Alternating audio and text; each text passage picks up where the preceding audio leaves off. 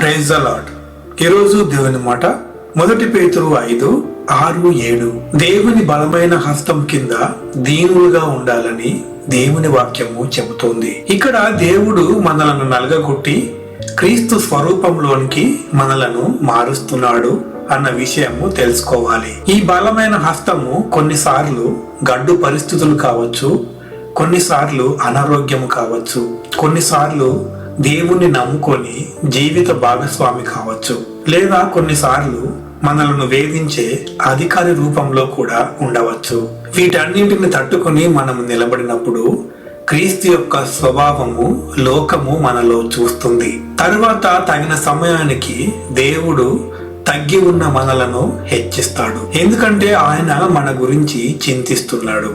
కాబట్టి మన చింతలన్నీ ఆయన మీద వేసి విశ్వాసంతో ముందుకు సాగిపోవాలి. మన బిడ్డల గురించి మనం ఎంతగా ఆరాటపడుతున్నామో మన భవిష్యత్తు గురించి ఆయన కూడా అంతకన్నా ఎక్కువగా ఆరాటపడుతున్నాడు. ఆయన మీద భారం వేసినప్పుడు ఆయనే మనలను చేరదీస్తాడు. దీనులైన మనలను నశించిపోనివ్వడు. పరిశుద్ధాత్మ దేవుడు తన నడిపింపును మరింతగా మనకు అనుగ్రహించుగాక. ఆమేన్.